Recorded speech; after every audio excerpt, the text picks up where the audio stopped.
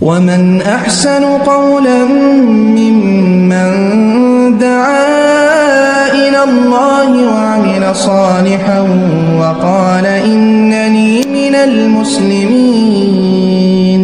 আসসালামু আলাইকুম ওয়া রাহমাতুল্লাহি ওয়া বারাকাতুহু। তোমরা যেমন খাবে স্ত্রীদেরকে তেমন খাওয়াবে, এটি হলো রূপক অর্থে। এমন না যে আপনি শুটকি পছন্দ করেন, স্ত্রীকে জোর করে শুটকি খাওয়াতে হবে।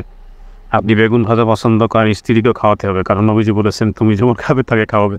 বিষয়টা এমন না। বিষয়টি হলো যে অ্যাবিলিটি অনুযায়ী আপনি আপনার সাধ্য অনুযায়ী খাবার দাবার থেকে শুরু করে কাপড় চোপড়, জামা জুতা, দৈনন্দিন জীবনে চিকিৎসা, বাসস্থান, যে সমস্ত মৌলিক বিষয়গুলো আছে, এগুলো একজন স্বামী তার আর্নিংয়ের উপরে, হালাল আর্নিংয়ের উপরে স্ত্রীও সন্তুষ্ট থাকতে হবে এবং সেই অনুযায়ী, সেই অ্যাবিলিটি অনুযায়ী তিনি দিবেন।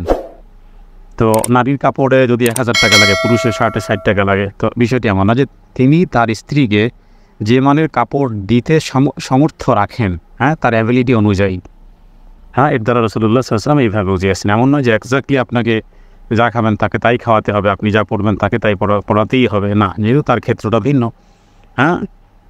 পুরুষের ক্ষেত্র ভিন্ন, এই কারণে সামর্থ্য অনুযায়ী হালালভাবেই আর্নিং করবে এবং সেই অনুযায়ী সামর্থ্য অনুযায়ী বেশি টাকা পয়সা ধন দৌলত কাউকে আল্লাহ তাআলা দিলে সেই অনুযায়ী তার মানটা, স্ত্রীর জন্য মানটা একটু উন্নত হবে। এবং যদি মধ্যবিত্ত হয় তাহলে সেই ক্ষেত্রে তিনি তার স্ত্রীর বিষয়টা বুঝতে হবে। কারণ কোনো স্ত্রী হয়তো বা এর বিপরীত হয়, স্বামী যেমনই থাকুক না কেন স্ত্রীকে সব পুরুষই ভালোভাবে রাখতে চায়, কিন্তু কোনো স্ত্রী আছে যে সামর্থ্যের বাইরে, কোনো সন্তান আছে সামর্থ্যের বাইরে বাবাকে চাপ দেয়।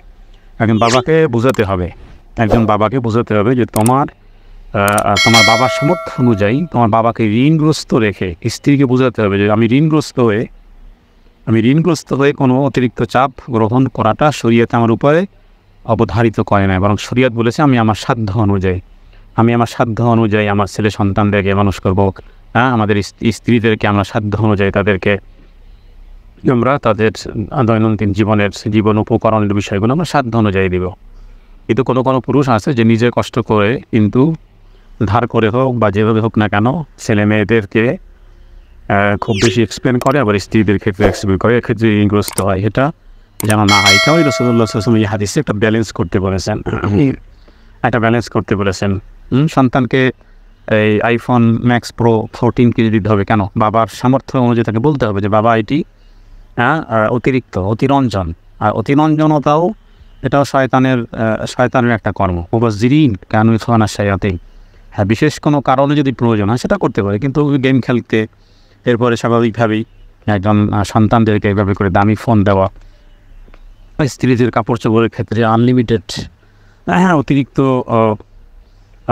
এক্সপ্লেন করা, এরপরে ঋণগ্রস্ত হওয়া ইত্যাদি, শরীয়তে এইভাবে করে দায়িত্ব দেয় না। আল্লাহ তাআলা কোরআনের মধ্যে বলেছেন আর-রিজালু কাওয়ামুনা আলা নিসা বিমা ফাদ্দালাল্লাহু বা'দাহুম আলা বা'দ ওয়া বিমা আনফাকু মিন আমওয়ালিহিম।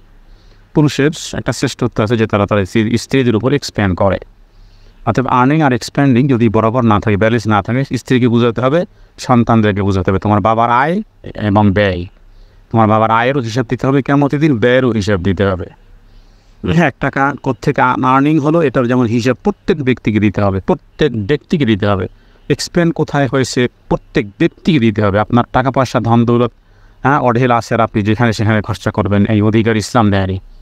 যারা কালিমা পড়েছে, যারা পরকালে বিশ্বাসী, স্বচ্ছতা জবাবদিহিতা যারা বিশ্বাসী করে, তারা কখনোই অতিরিক্ত এবং ফ্রিডম নয়। আমরা এটা মনে রাখতে হবে, আর্নিংয়ের ক্ষেত্রেও ফ্রিডম নয়, এক্সপেন্ডের ক্ষেত্রেও ফ্রিডম নয়। এবং প্রত্যেক ব্যক্তিকে কবরে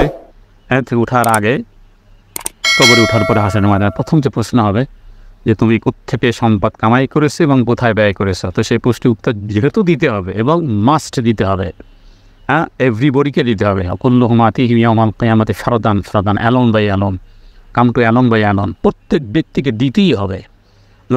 নবীজিকে আল্লাহ তাআলা কখনো মিথ্যাবাদী করবেন না, কারণ নবীজির এই কথাগুলো নবীজির মুখ থেকে বের হয়েছে। আল্লাহ তাআলা কখনো মুহাম্মদ সাল্লাল্লাহু আলাইহি ওয়াসাল্লামকে মিথ্যাবাদী করবেন না, বরং আমি মিথ্যাবাদী হব। তাহলে আর্নিং এক্সপ্যান্ডিং হিসেব আপনাকে দিতে হবে। এই কারণে খায়রুল উমুরি আওসাতুহা, মধ্যম পন্থা অবলম্বন করা উচিত। সাল্লাল্লাহু আলা সাইয়্যিদিনা মুহাম্মাদিন নবিয়্যিল উম্মি ওয়া আলিহি ওয়া সাল্লাম।